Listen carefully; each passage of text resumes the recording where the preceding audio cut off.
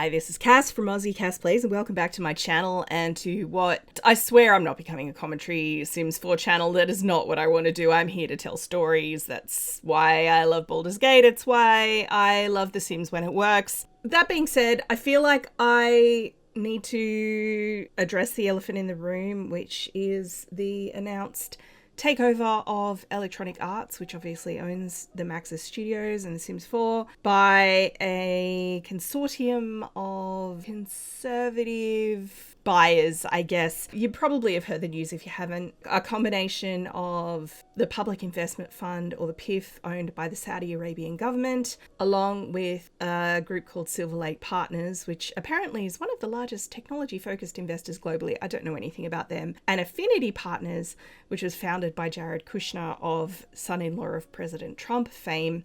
Those three together have spent, or will have spent, I don't know when the money changes hands, but they're basically buying out Electronic Arts. Takes effect next year. I believe it's the first quarter of the next financial year, which I don't track American financial years. I know they're not the same as Australian ones, but sometime next year, maybe October-ish, I think end of next year, they're going to own Electronic Arts. Currently, EA is publicly listed, so they're accountable to shareholders. You know, they have to do quarterly shareholder updates and make the number go up.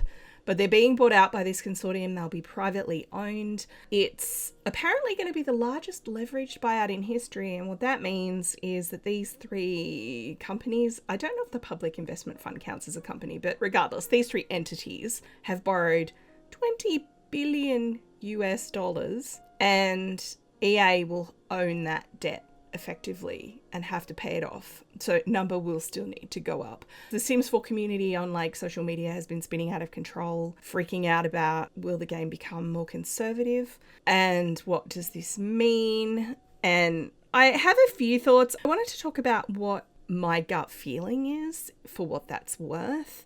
And yes, we're doing this to a speed build of a cemetery. I'll make of that what you will. I put this one in Newcrest, by the way. I built it in our scenario save because there were 2 lots left in Newcrest in the scenario save. So I decided that neighborhood maybe could use a cemetery.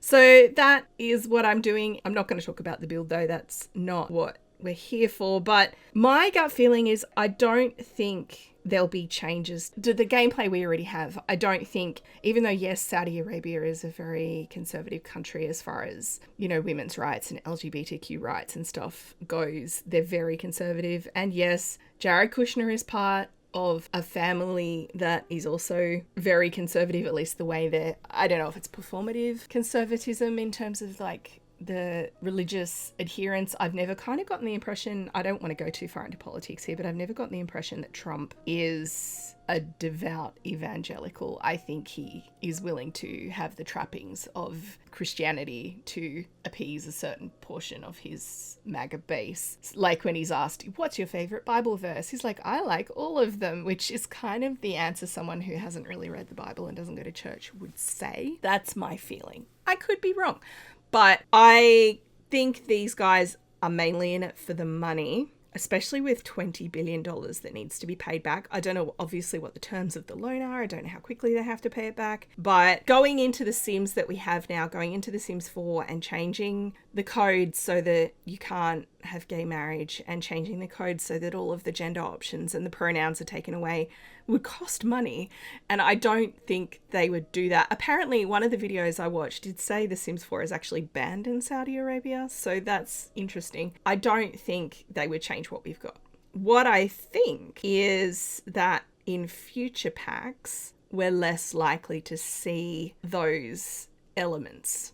I mean, I'm not sure what else they could introduce in terms of representation on the queer side of things. I think the things that are missing are more around disability representation and race representation. For example, people have been clamoring for an Africa pack. Would we get an Africa pack under this consortium? I feel like Kushner's side of the politics, maybe, because I'm thinking of Trump and his anti-DEI push. I feel like his side of things, maybe not.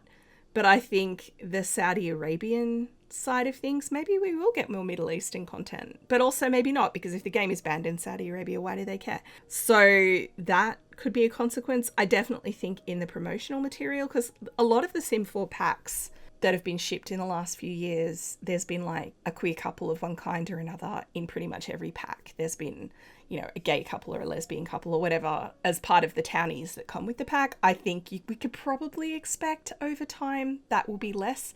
And that's something that they could change fairly easily without changing the gameplay they're implementing. I know the Sims 4 team has come out and said they're going to focus for the next little while on bug fixes. We've had that before. I think I covered this in my last video. I suspect that might be a short-term thing, but assuming that The Sims 4 stays part of the EA stable of games, which I have no reason to think it wouldn't, because it's, as far as I'm aware, still fairly profitable. I can't see that next year they're going to be like, let's not do expansion packs for a year. Do you know what I mean? I mean, it wasn't super on the cards anyway. I think it's even less likely now. What I've heard is that the profits from the packs they've been releasing have actually been going to fund other things, and that the kits profits go to funding Sims 4. My source for that is an English Simmer video. By the way, her video on this is really good, and she actually covered a lot of the same thoughts that I had around what I think that means for representation. So I will put a link, if I remember, don't remind me if I forget, but I will put a link to her video in the description of this one if you want to go watch that after this. So that's my thought. I think less quote unquote DEI representation potentially in future packs, more monetization and microtransactions are likely, because they're going to have to milk the game franchise for everything that it's worth. My gut feeling, I was actually watching a video on EA which was by a non-Sims YouTuber, like a commentary channel, that was talking about the way EA has approached monetization over the last few years for its big sporting franchises, which, to be fair, is what this consortium was buying. They're not buying the Sims, they're buying the big sporting franchises, because that's where most of the money is for EA. And also because Saudi Arabia loves sports washing. They love that, all of that kind of representing themselves as being backers of sport, because maybe, you know, they can use that to kind of duck and cover on criticism from some other things that they do. So the video that I was watching, getting back to that, they were talking about how EA has really leaned heavily into the live service model and thinks that that's where the future of monetization is. I think that's what Project Renee is. I don't know if I went into this in my last video. I think Project Renee is going to be live service, always online, lots of, it'll be, instead of skins, it'll be CAS and like build and buy type Sims 3 store type stuff. And I think Project Renee is likely to be accelerated, is my gut feeling, so that they can make the money back quicker on the development. I think we'll see that sooner. If Project Renee's live service and riddled with microtransactions, I'm not doing it. So for me, makes no difference, but that's my prediction. I think that will happen. If you work for EA at the moment, you'd be in fear of your job. 100% they're going to lean into AI. They were making noise about using AI anyway. And it'll be interesting. There's been a lot of pearl clutching about Inzoi from the hardcore Sims 4 stans who hate Inzoi on principle, because how dare. Because Inzoi does have some AI features, like you can use AI to generate patterns and stuff like that, apparently. I've never used it, but I believe it's there. And I think there's an AI model in it that will let you turn like a 2D picture into an ugly 3D object in the game. Regardless, I think we're going to see a lot more AI in The Sims. I think that is 100% guaranteed. And it'll be interesting to see how the pearl clutchy Sims 4 stans react to AI in The Sims, because I think it is 100% coming. So those are my two thoughts for what I think we'll see. Well, three thoughts, I guess. So Project Renee quicker, more microtransactions, more of a hot mess. Wouldn't surprise me if we get, you know, random gambling wheels and that kind of disgustingness. I think way more Sims 4 packs, AI based, all of that I think is coming. It might not happen next year. It might take a while, because obviously this takeover isn't going to be for like 12 months.